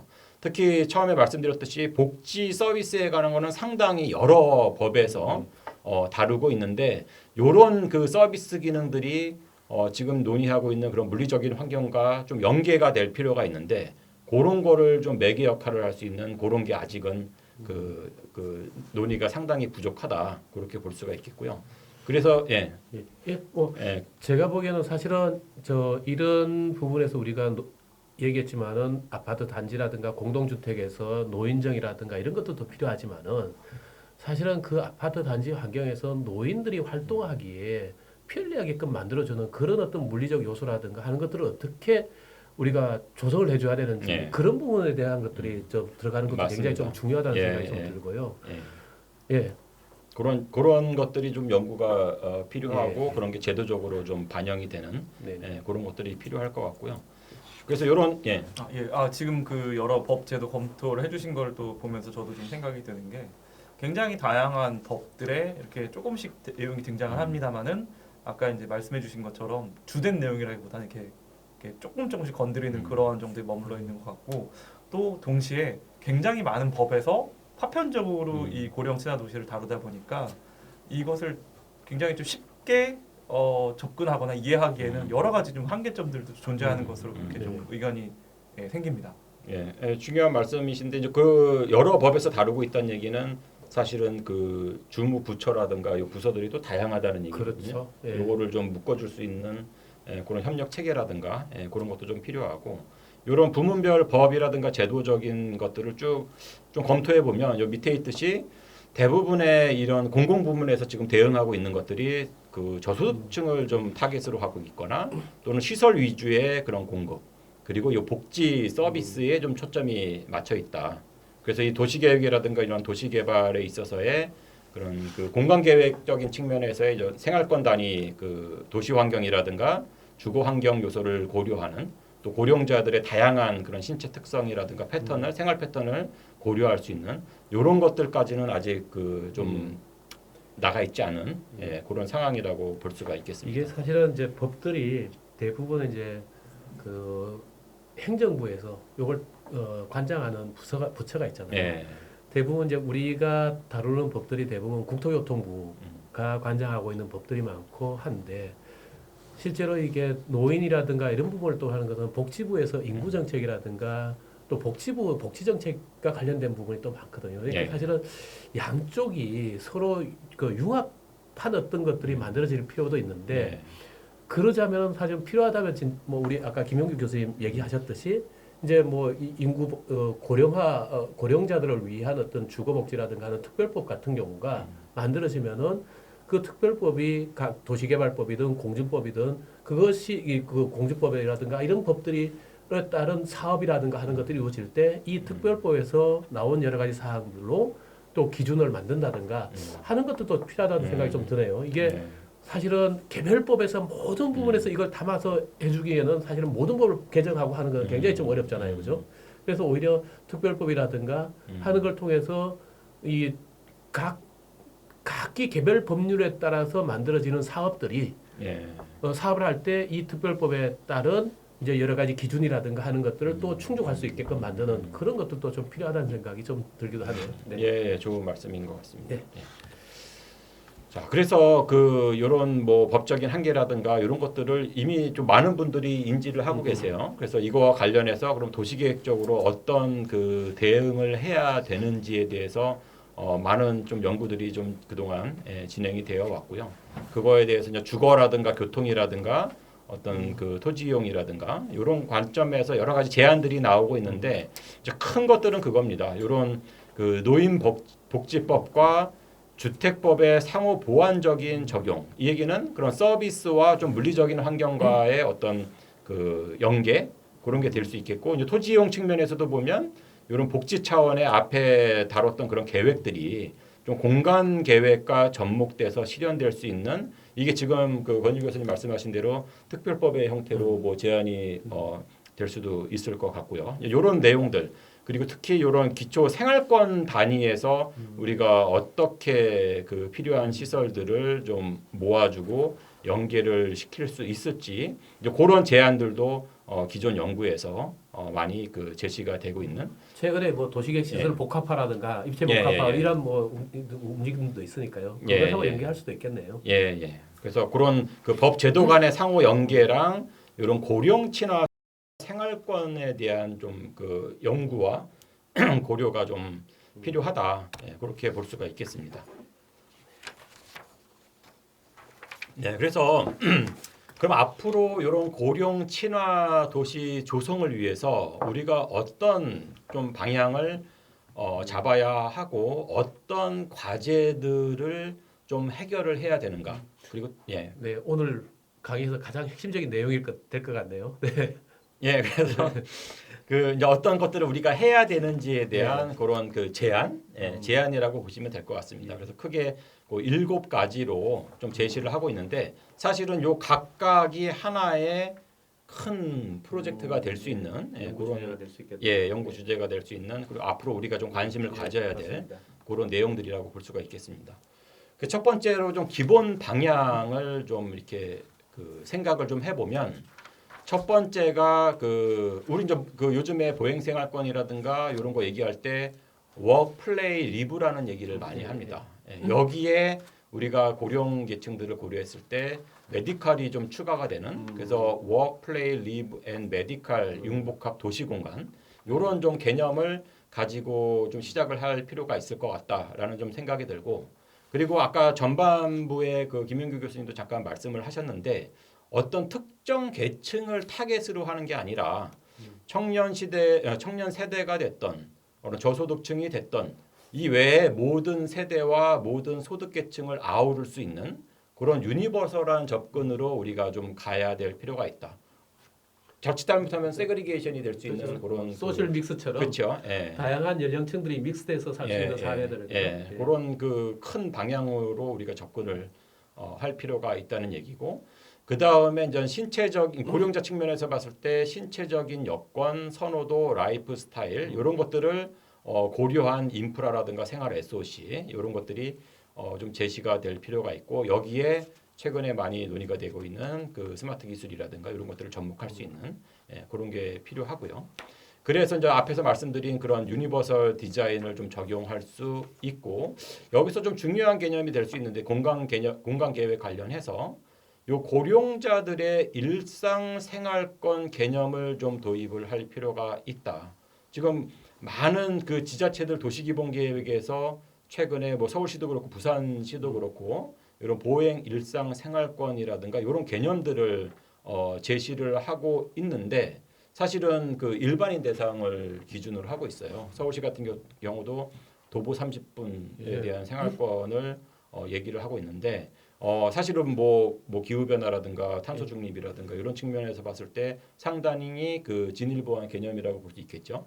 근데 앞으로의 이 인구 구조 변화를 고려했을 때는 우리가 이런 일상생활권을 얘기할 때 이 고령자를 고려하지 않을 수 없다. 그랬을 때 이 일상생활권을 얘기했을 때 과연 그럼 이 반경을 어떻게 해야 될 것이며 예를 들어서 기존 그 문헌들을 보면 이런 얘기가 있어요.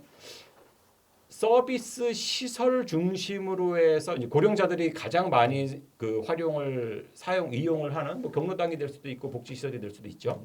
그 시설로부터의 어떤 일정 이 그 반경을 대상으로 한 어떤 그 공간 개념이라든가 또는 아예 우리가 기존에 있는 일상생활권처럼 어떤 그 반경 안에서의 그 생활권 안에서 그 고령자들이 필요한 그런 기능들을 복합적으로 배치를 할 수 있는 그런 두 가지 좀 다른 접근이 될 수 있는데요.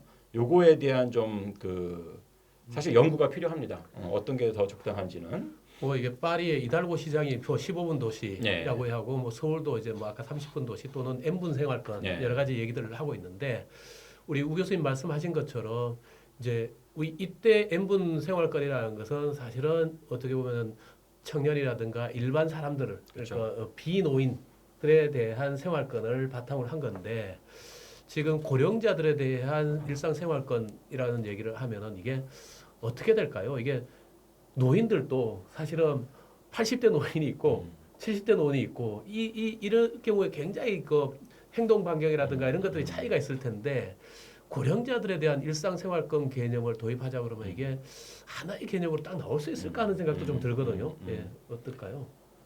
참 그거 사실은 제가 말씀을 드리려고 했는데 네. 되게 중요한 그 포인트인데 요 다음 슬라이드에 아마 네. 좀 나올 것 같은데 그래요? 네. 거기서 논의를 좀 해줘 생각을 좀 하셨다가 예, 알겠습니다. 거기서 논의를 해주시기 바랍니다. 예. 되게 중요한 예. 포인트이신 것 같아요. 예. 그리고 이제 네 번째로 사실은 이 고령층이 어느 한 곳에 집중되어 뭐 밀집 지역이 있긴 하지만 그렇죠. 도시 또는 그 외 비도시 지역 전역에 지금 분포를 하고 있기 때문에 신도시뿐만 아니라 이런 기성시가지에 우리가 어떻게 적용할 것인지 그 다음에 아까 말씀드린 소득 수준에 따라 또 되게 다양한 계층이 있을 수 있고 또 중요한 게 요 지금 아까 그 권일 교수님 말씀하신 대로 건강 수준입니다. 어느 분들은 진짜 거동이 불편하신 분들도 있지만 사실 상당 부분 경제 활동을 하시는 분들도 그렇죠. 있을 네. 수 있기 때문에 다양한 그 고려 요소들이 필요하다. 우리가 고령지나 도시 모델을 얘기를 할 때 그래서 이런 것들을 고려한 고령지나 커뮤니티 모델이 좀 고려가 될 필요가 있고 그 다음에 또 중요한 게 요 일자리죠. 그 은퇴 연령 위로 상당히 많은 그 인구 분포가 있었잖아요. 그래서 이분들이 은퇴 후에 과연 그 소득에 대한 이런 고려들도 우리가 좀 생각해 볼 필요가 있다. 그래서 고령 일자리 정책 요것도 하나의 되게 중요한 그 컴포넌트로 고려가 될 필요가 있고 요게 또 이제 생활권이랑 접목이 된다면 그 생활권 안에서의 일자리도 있을 수 있고 또 그 밖에서의 일자리도 우리가 좀 고려해 볼 필요가 있을 것 같고요. 그리고 아까도 좀 잠깐 말씀을 드렸던 것 같은데 이 스마트 기술과 관련한 이런 데모텍 산업이라든가 네. 이런 것들이 좀 부상을 하고 있고 또 그 안에서 고령자들이 어떻게 거기에 기여를 할 수 있을까? 뭐 그런 얘기도 많이 있어요. 그 리빙랩을 통해서 고령자들이 참여할 수 있는 이런 논의들도 지금 좀 시작이 되고 있기 때문에 요 일자리와 연계해서 그런 육성 방안을 이게 고려해 볼 필요가 있다. 우리나라 같은 경우도 굉장히 중요한 게 우리나라가 그 OECD 국가 중에서 사실은 노인 빈곤율이라든가 하는 것들이 굉장히 높잖아요. 상당히 예. 그리고 우리가 연금 수급을 하는 이때가 되려면 이게 지금 계속 국민연금이라든가 하는 것도 5년에 1년씩 늦춰지고 있고 그러다 보니까 은퇴는 했고 연금은 나오지 않는 사실은 이 보릿고개 시대를 어떻게 넘어가야 되냐도 굉장히 중요한데 그때 이제 물론 뭐 60대까지 아니라도 아까 보니까 한 50대 정도의 은퇴를 하고 그러면 연금을 수급하기 전까지 일자리라든가 하는 것들이 굉장히 사회적으로 굉장히 필요한 어떤 부분이라는 생각이 좀 들기도 하거든요. 예. 네, 되게 필요합니다. 쉽지는 예. 않은 문제긴 그렇죠. 한데 우리가 예. 좀 적극적으로 이 부분도 예. 고려를 좀 해볼 필요가 있고요. 그 다음에 이제 두 번째로는 그 인프라와 관련된 인프라 및 생활 서비스와 그 관련된 것인데 이게 그 이제 생활권을 우리가 좀 생각을 해 본다면 모든 시설들을 거기다 다 집어 배치시킬 수는 없는 상황이라는 거죠. 그렇다면은 가장 이 고령계층들이 필요로 하는 시설이 무엇이고 필요로 하는 서비스가 무엇인지 그런 것들에 대한 사실 선행적인 연구도 좀 필요할 수 있다. 그래서 요 밑에 있는 표는 여러 문헌에서 얘기하고 있는 다양한 그런 시설들인데 이거를 지금 말씀드렸듯이 다 포함하는 데는 한계가 있기 때문에 여기서 이제 어떤 것들이 우리가 필요한 항목이고 우선순위가 어떤 것이 될 것인지 그렇죠? 이제 그런 것들이 좀 고려가 될 필요가 있다. 그래서 고령 그 친화적인 도시 환경 요소가 무엇이고 주거 환경 요소가 무엇인지에 대한 그런 그 도출이 그 필요하다라고 볼 수가 있겠고요. 그 다음에 이 고령 친화 도시 모델을 우리가 좀 생각을 했을 때 이 고령 친화적인 도시 조성을 위해서는 어떤 그 모델을 좀 생각해 볼 필요가 있는데 거기서 우리가 고려해야 될 요소들이 여러 가지가 있을 수 있다는 얘기죠. 첫 번째는 입지적인 측면에서 봤을 때 우리가 도심을 생각을 하고 있느냐 아니면 농촌 지역을 생각을 하고 있느냐에 따라서 되게 다양해질 수가 있고 또 하나는 아까 전반부에서 우리가 논의했던 대부분의 그 고령계층 분들이 계속 거주를 희망을 한다. 또 그 외에 또 요새 귀농귀촌에 대한 얘기도 많이 있어요. 그래서 그 이주 희망자도 있을 수 있다는 얘기죠. 그래서 입지적인 측면에서 이런 그 스펙트럼이 있을 수 있고 또 인구 사회적인 측면에서 본다면 소득계층도 상당히 다양하다. 그래서 지금은 공공적인 측면에서는 저소득층을 좀 타깃으로 했고 민간 측면에서는 고소득층을 타깃으로 했다면 상당 부분의 인구계층이 이 가운데에 포함될 수 있다는 얘기죠. 그렇죠. 네. 예. 그 다음에 이 그 방금 말씀하셨듯이 요양 수준, 건강 수준에 따라서도 우리가 생각해야 되는 그 모델이 상당히 다를 수 있다는 얘기죠.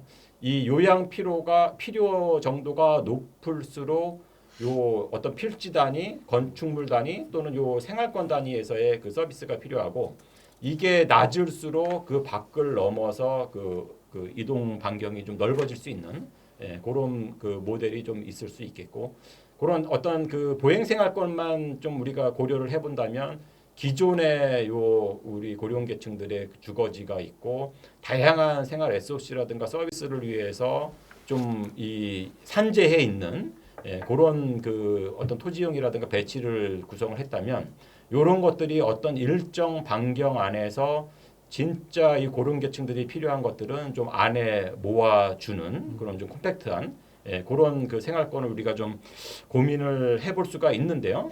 요 예. 그림을 보면서요.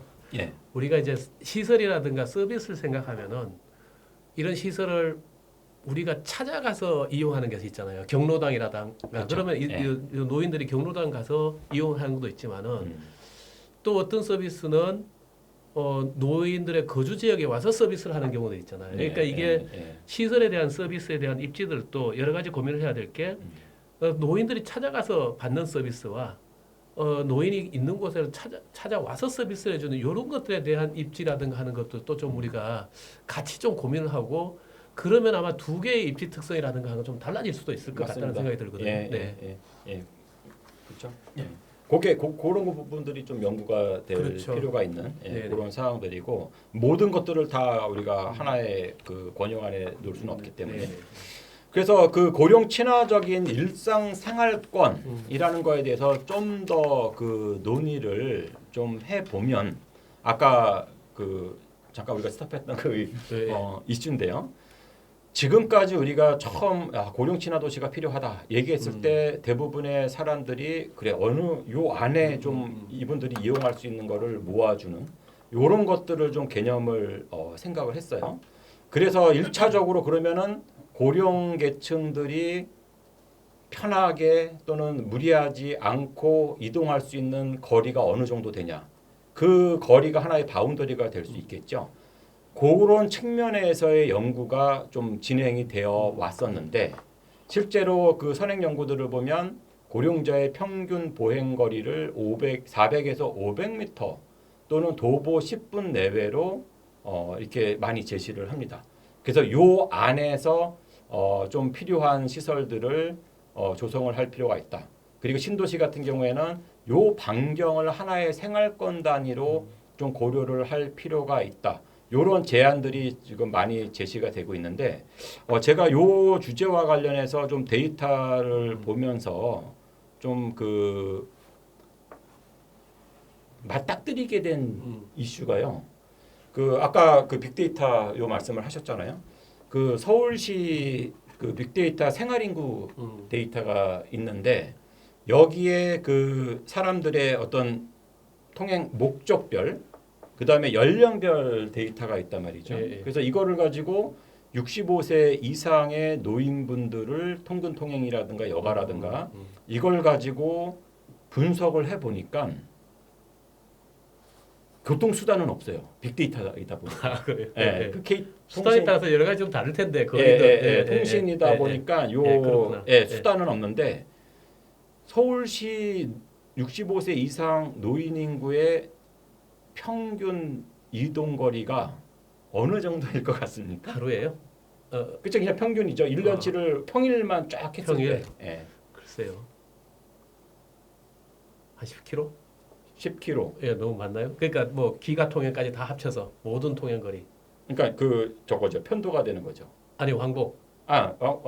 그 편도면 5km. 예. 5km 정도. 그 정도.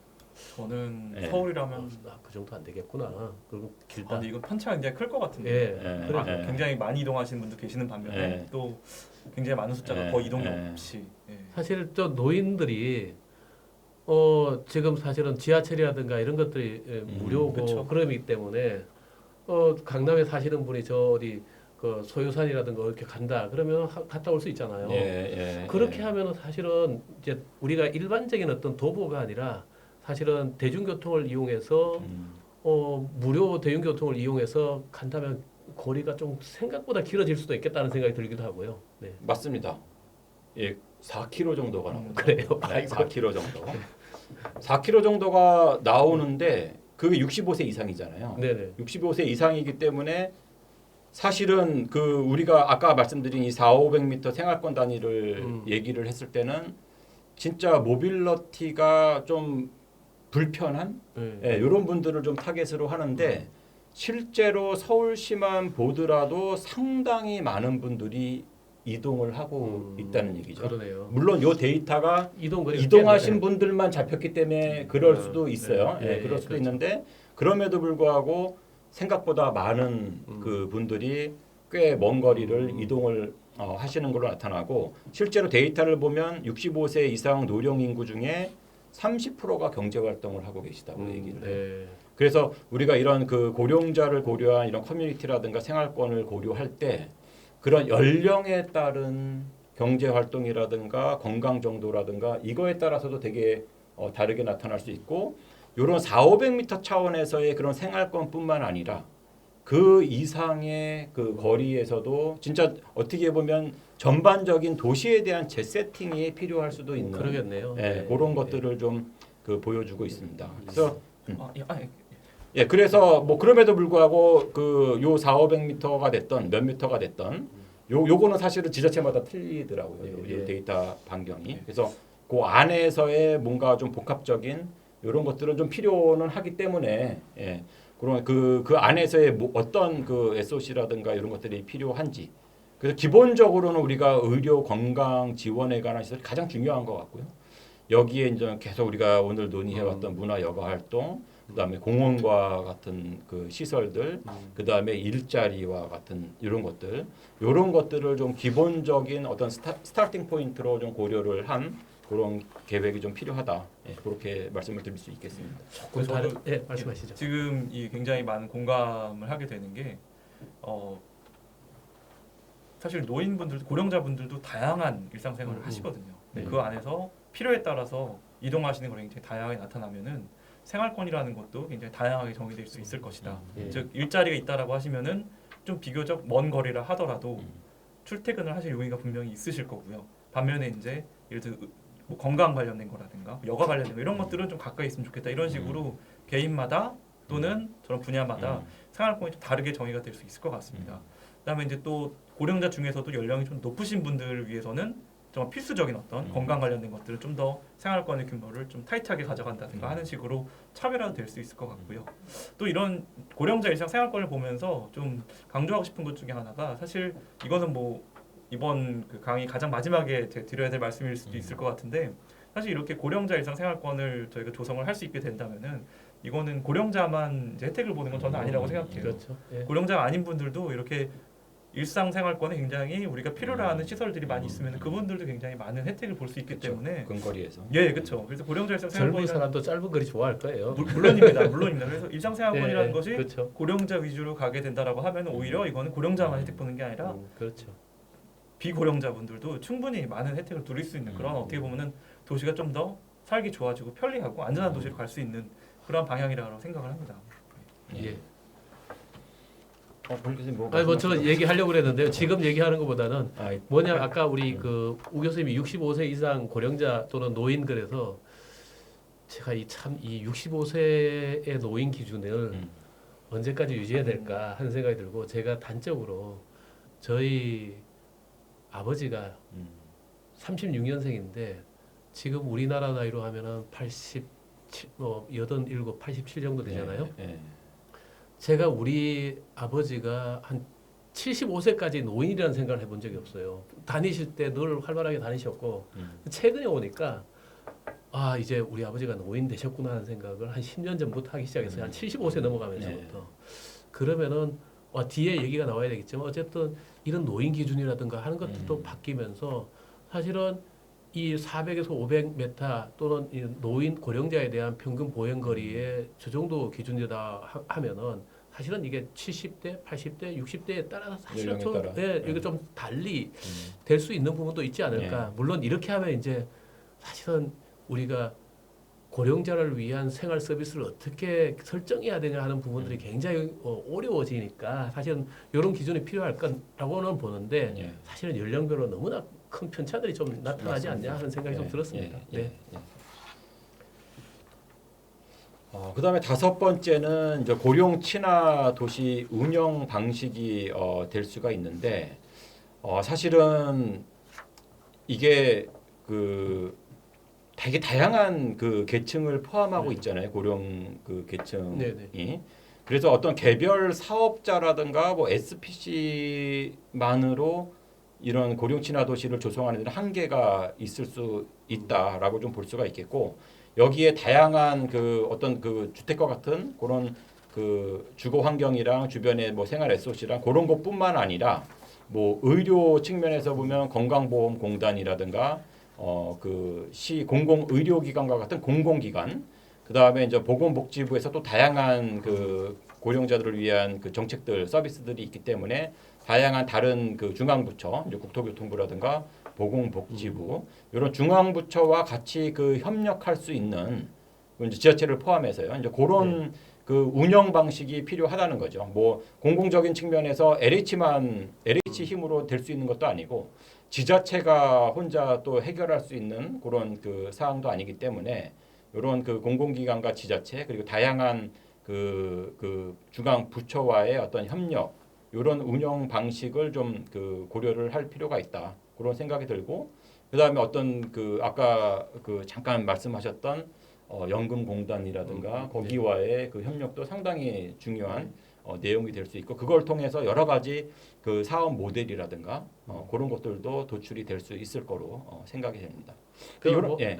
아까 우리 브레이크 타임 때 얘기를 한 것 같은데 사실은 그 우리가 연금 뭐 지금 군인 연금이라든가 하는 것들은 이미 이제 고갈된 연금도 있지만은 국민연금이라든가 뭐 하는 부분은 아직도 사실은 2030년대까지 계속 적립되는 금액이 더 많은 걸로 알고 있고 그때쯤 될 때까지 한 2천조 이상이 적립돼 있는 걸로 적립되는 걸로 제가 알고 있거든요. 그러면은 그렇게 많은 이 적립 금액을 우리가 해외라든가 국내 주식시장이라든가 각종 금융이라든가 하는 부분에 투자를 하고 있는데 그뿐만 아니라 사실은 이런 어떤 연금과 기존에 있는 이 연금 운용과 그다음에 LH 또는 GH, SH 같은 이런 어떤 그 공공주택이라든가 하는 부분을 건설한다든가 공급하는 이런 어떤 주체들이 같이 협력을 하면은 필요에 따라서 연금을 받는 사람들이 들어가서 연금을 현금이 아닌 그 서비스로 받는 이런 어떤 부분들도 다양한 어떤 것들을 한번 고민해 볼 필요가 있고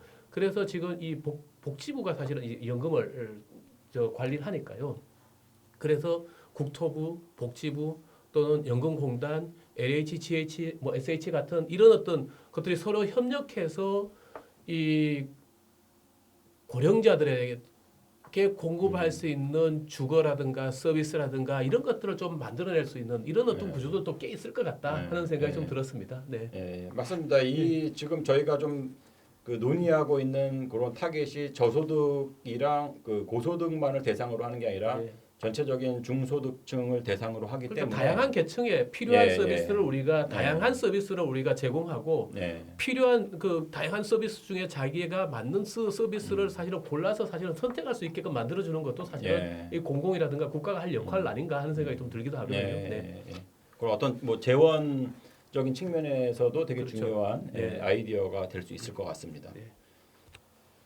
자, 그래서 뭐 어쨌든 이런 뭐 제도 개선이 좀 되어야 앞에서 우리가 계속 논의했던 그런 아이디어들이라든가 그런 내용들이 좀 실현이 될 수 있는데 뭐 크게 어떤 도시계획적인 측면에서 보면 사실 뭐 신도시 계획 기준이라든가 이런 계획 기준이 있는데 거기에 사실은 이 고령 친화적인 뭐 디테일한 내용이 담겨져 있지는 않습니다. 그래서 앞에서 얘기했던 뭐 일상 생활권이 됐던 그다음에 개별 그 생활 SOC라든가 기반 시설들의 설계 가이드라인이 됐던 또 설치 기준이 됐던 이제 그런 것들이 좀 디테일하게 좀 연구가 될 필요가 있을 것 같고요.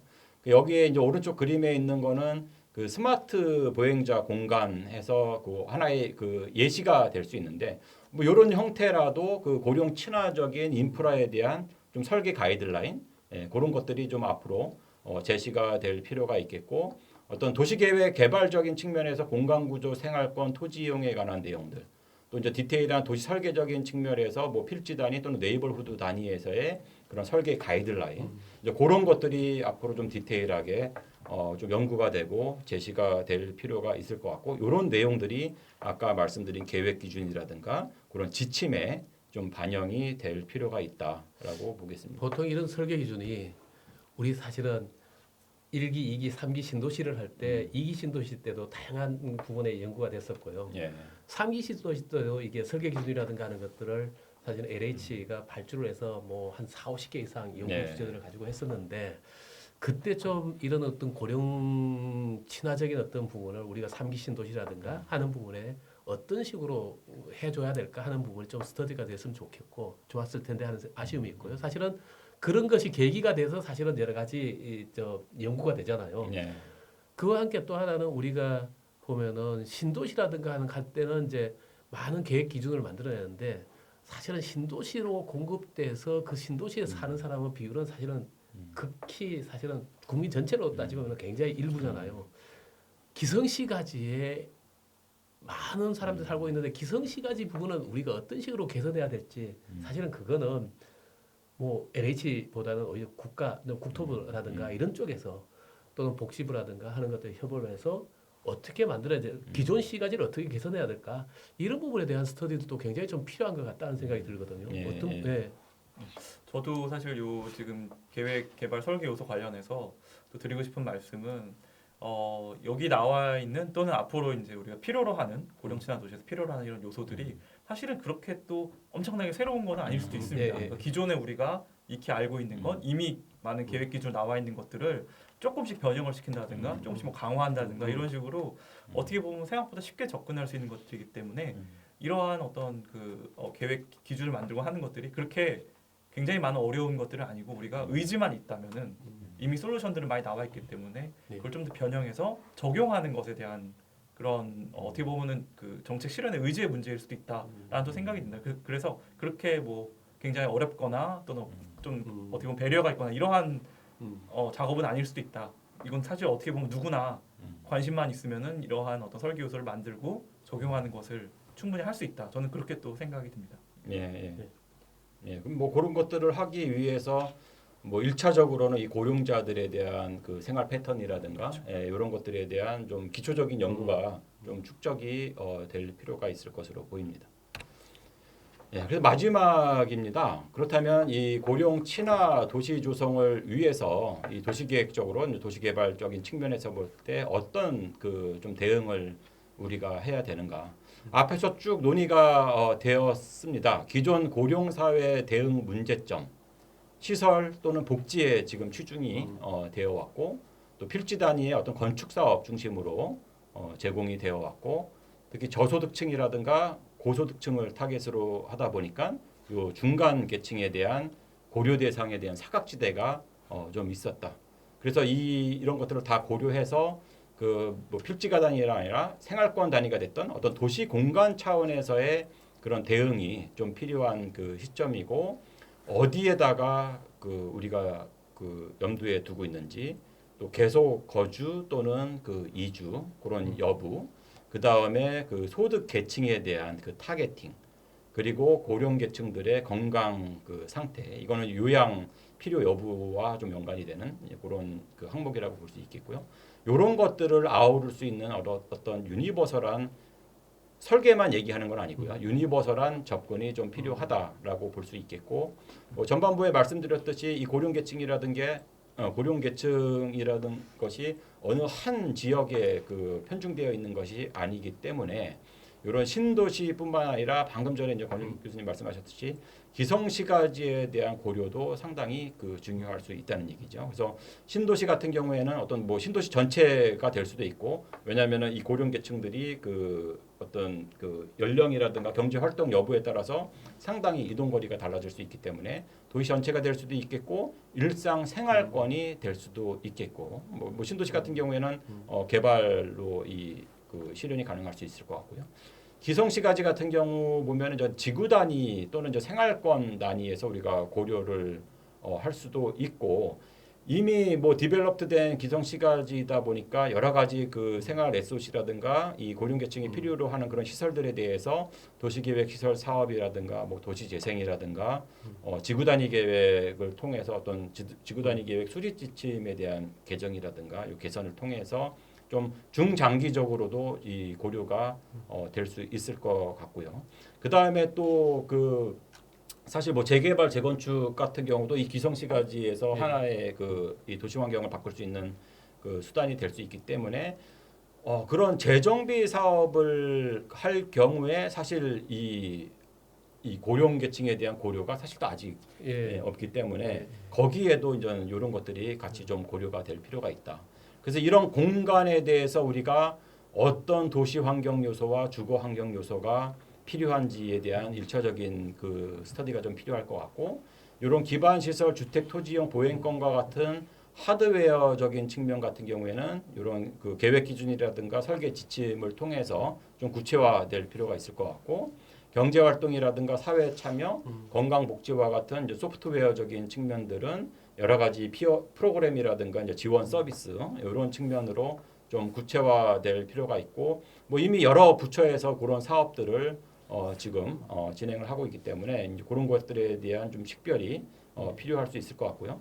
그래서 이런 하드웨어랑 이런 소프트웨어가 같이 이런 시설들과 좀 복합적으로 들어갈 수 있는 그 안에서 여러 가지 아까 이런 그 요소들을 말씀드렸는데 다양한 그 커뮤니티 모델이 도출이 될 수 있다. 이런 기능적인 측면과 이런 공간적인 측면이 서로 이 접목이 됐을 때, 그래서 이제 그런 그 다양한 그 고령층이나 복합 커뮤니티 모델이 실현되기 위해서 이런 사업 추진 모델뿐만 아니라 그 안에서의 여러 가지 공공기관이라든가 지자체라든가 중앙부처가 협력할 수 있는 운영 방안도 같이 좀 필요하다는 얘기죠. 이게 실현화되기 위해서는. 그래서 이런 것들이 가능하게 되기 위해서는 어떤 정책 제도적인 개선 사항이 필요하고, 어떤 지자체 차원에서도 도시기본계획이라든가 이런 계획에 이런 내용들이 좀 적극적으로 그 반영이 될 필요가 있다.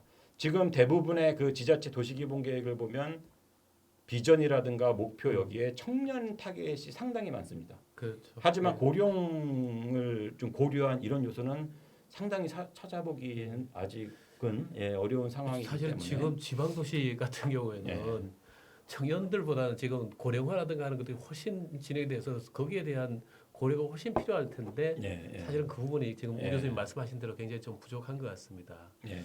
지금 어쨌든 우리 그 고령 친화도시 조성을 위한 도시계획적 적응 방안으로서 이제 뭐 공간과 방식, 고려 요소 요것과 함께 이것을 아울러서 이제 복합 커뮤니티가 되기 위해서 이제 이루어져야 될 어떤 하드웨어적인 부분과 소프트웨어적인 부분을 잘 설명해 주신 것 같아요. 그리고 이것을 정책, 제도 그리고 계획에서 어떻게 만들어낼 것이냐 하는 것까지 이렇게 잘 이렇게 다이어그램화 시켜서 말씀해 주셨는데요. 하여튼 이런 부분에 대한 이게 조금 이제는 좀 스피드업해서 이런 부분을 조금 우리가 좀 빨리 스터디도 하고 필요하다면은 사실은 제한도 뭐 그 국토부는 정부 차원에서도 사실은 이런 내용들을 좀 빨리 그 만들어내는 것이 필요하지 않을까 하는 생각이 좀 듭니다. 네. 저도 지금 이 슬라이드 내용 굉장히 잘 정리 네. 잘 해주신 것 같고요. 그러니까 공간의 범위라든가 또 하드웨어, 소프트웨어 이런 다양한 측면에 대해서 또 그다음에 운영, 사업 추진 이런 것까지 잘 정리해서 이제 그 종합적인 어떤 결론을 잘 내주셔서 이 슬라이드 내용 굉장히 저는 효과적이다라고 생각을 하고요. 뭐 이게 적절할지 모르겠습니다만 사실 또 우리가 또 사각지대로 많이 또 생각되는 것 중에 하나가 이제 소규모 도시라든가 이제 소위 말하는 비도시 지역 이런 것들도 있거든요. 근데 그런 것들도 고령화 문제가 심각하고 또 사실은 그러니까 비도시 지역일수록 사실 어떻게 보면 SOC에 대한 접근성 이런 것들이나 서비스 수준이 이제 낮기 때문에 그런 부분들까지도 또 우리가 어떻게 건드려볼 수 있을까라는 것도 좀 필요할 것 같은데 그 전에 일단 사람들이 많이 몰리는 도시라도 좀 저희가 시작을 해보는 게 중요하다고 생각합니다. 모든 그 전국의 모든 부분을 만병통치약을 만들 수는 없겠죠. 그쵸, 일단은 어디를 먼저 해야 될 부분도 있고요. 예. 또 새로운 연구 주제를 하셨습니다. 그래서 마무리를 좀 해보면 첫 번째로 뭐 처음 시작할 때 우리 논의했던 대로 머지않아 우리의 절대 다수 인구가 요 고령 계층이 요 차지하는 그런 시대가 도래를 하고 있기 때문에 우리가 지금 살고 있는 도시 공간 그리고 주거 환경에 대한 리세팅 차원에서의 그 다양한 그 고민과 연구가 필요한 시점이라고 볼 수가 있겠고요. 그래서 이런 고령자들을 위한 그런 도시 정책 방향 측면에서 봤을 때 좀 장기적인 이 인구 구조 변화를 염두에 둔 이 주택 공급 계획이 좀 필요하다.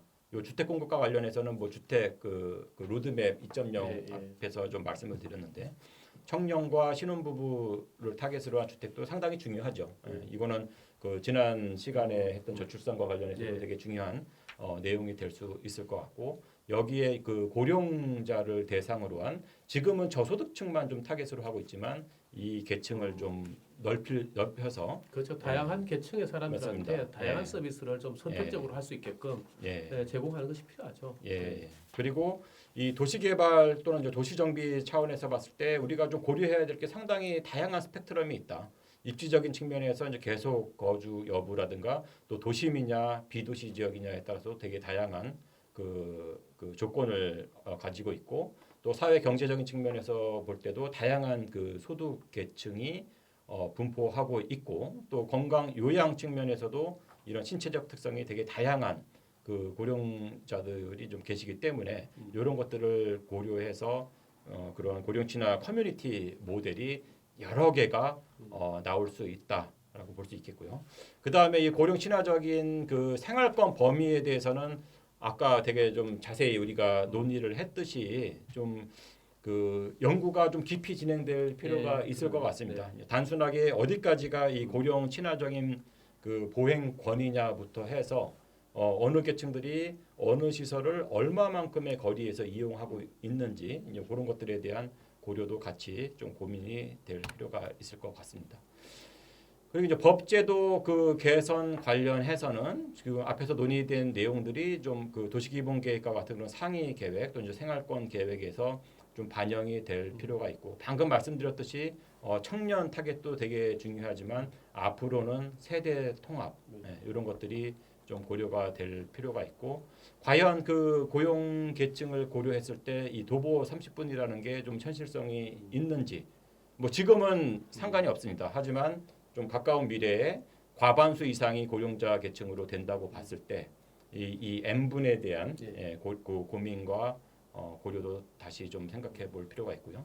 그 다음에 그런 생활권 중심을 볼 때도 시설 중심으로부터의 도보거리를 우리가 고려를 할 것인지 아니면 일반적인 보행 생활권처럼 그 안에서 고령자를 좀 고려하는 그 안에 여러 복합시설이라든가 이제 그런 그 필요로 하는 시설들을 모으는 그런 정책으로 갈 건지 아니면 지금 그 흩어져 있는 그런 시설 중심으로 그 안에서 좀 고령자들의 접근성을 좀 향상시키는 방향으로 갈 것인지 이게 어떻게 보면 좀 두 가지가 다른 그 좀 접근이 될 수 있을 사실 것 같아요. 저것에 따라서 네. n분의 n이 바뀌는 거 아니에요? 그게 이제 어떻게 하느냐에 따라서 그 15분이 될 수도 있고 뭐 10분이 될 수도 있고 뭐 예. 20분이 될 수도 있을 것 그렇죠. 같기도 하고요. 예, 그죠? 예. 네. 예. 그런 좀 고민이 필요할 것 같고요. 그다음에 이제 뭐 구체적으로 그 제도와 관련해서는 뭐 도시개발 관련법이라든가 지구단위계획 수립 지침이라든가 도시계획 시설 기준이라든가 이런 것들에 대한 세부적인 내용들이 요 고령자들의 어떤 생활 패턴이라든가 이동 패턴에 따라서 좀 세세하게 그 고쳐야 될 이런 부분들도 좀 있을 것 같습니다.